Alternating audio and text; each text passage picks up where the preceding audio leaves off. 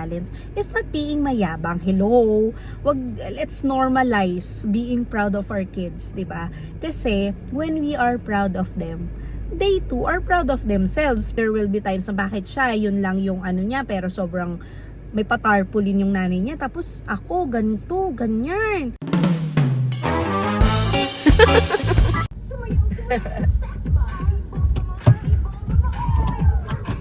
Happy graduation day! Sumayaw sa kilikili ni Porky. Sleepy pa. Aga ng call time. Kailangan si sex bomb yan talaga. Pag ang call time mo alas 6, kailangan ganyan mga tugtugan. Morning, kuya. Let's go! Let's go! Happy graduation day! Ang bongga, oh, cinema. You mean we gonna go up and swim na? Okay na.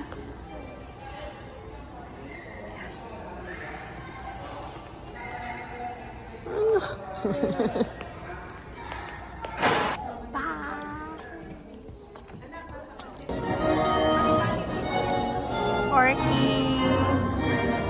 Porky! Congrats kay ate! Congrats, Daddy! May. Good day, dear parents and guests. Dear kindergarten learners. Today is a very special day filled with joy, pride, and gratitude. Stars of today's celebration, our kindergarten candidates for the moving up ceremony of the academic year 2025 to 2026.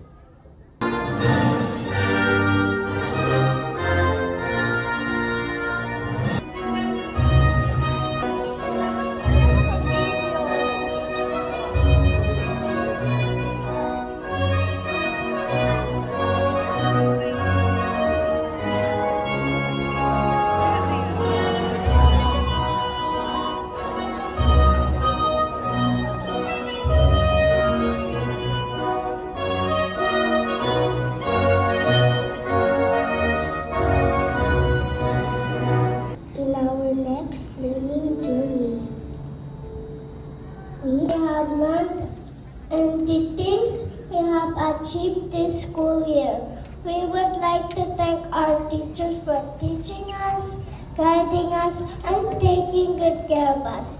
We also thank our parents for the love, support, and encouragement. To my fellow Martinians, we did it. Classic Award, Great Giver Award, Choose Kid Award.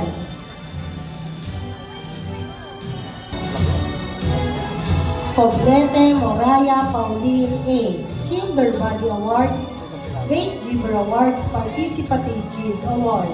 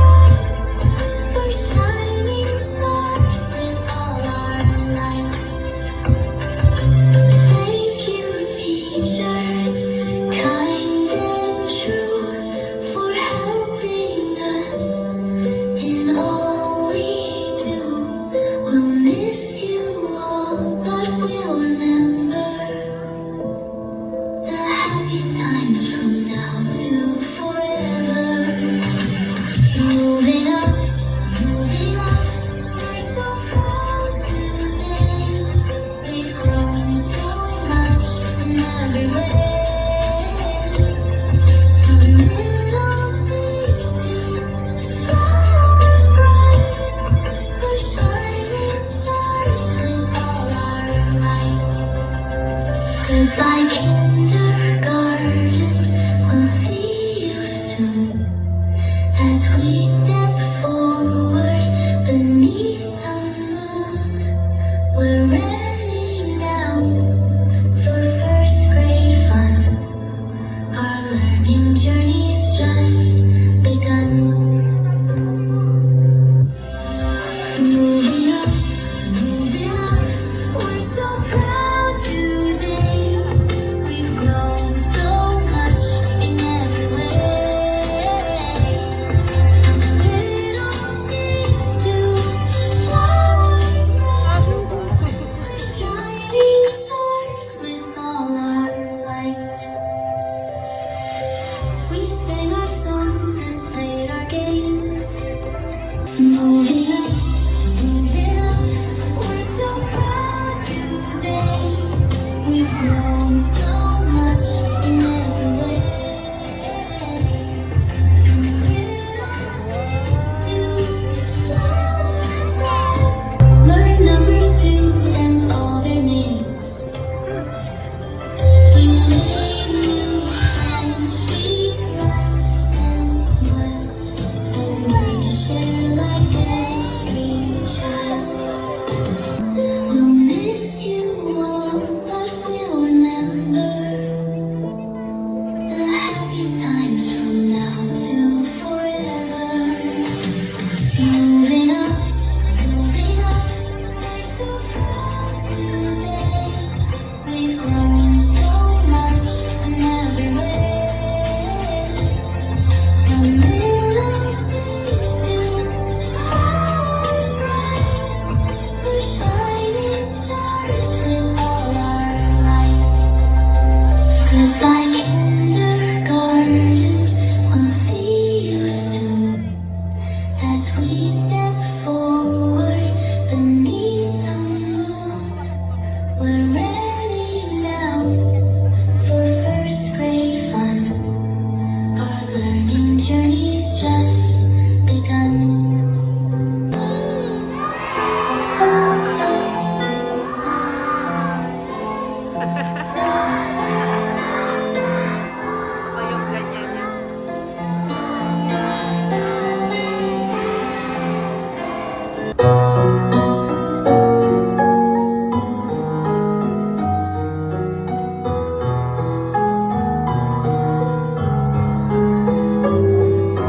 Love in your eyes, sitting silent by my side, going on, holding hands, walking through the night.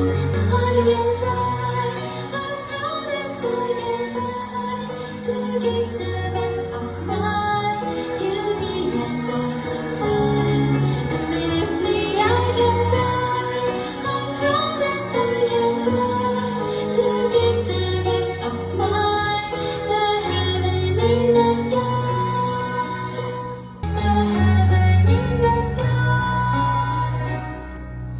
Nothing can stop me, spread my wings so wide.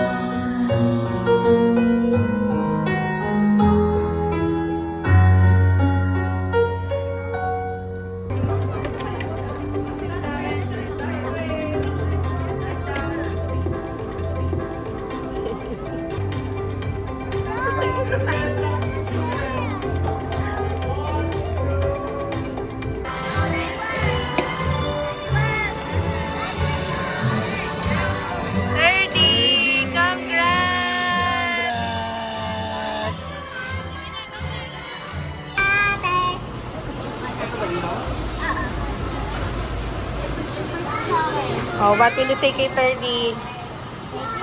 Thank you, 30. What will you say kay 30? What will you say kay 30? Thank you. Okay, naman din tayo. It's okay. Careful na lang. Congrats. So, ibig sabihin, Mai, sulit dito. Kasi may coffee. Tapos may donut. Nice. Hindi ko alam yun, ah. Akala ko hiwalay. So, for everything. Magkaiba tayo guys. Donut, mananat. Nice. guys! So welcome back to my channel. Today ay moving up ceremony 30. So kindergarten siya and she'll be moving up to grade 1. And document ko syempre for memory purposes. And may nagtanong din kasi sa akin kung yung kasi mga anak ko, 4 sila, and yung 3 nagsuschool na. And all of which, I'm very, pinopost ko sila sa mga social media ko. I'm very proud of them.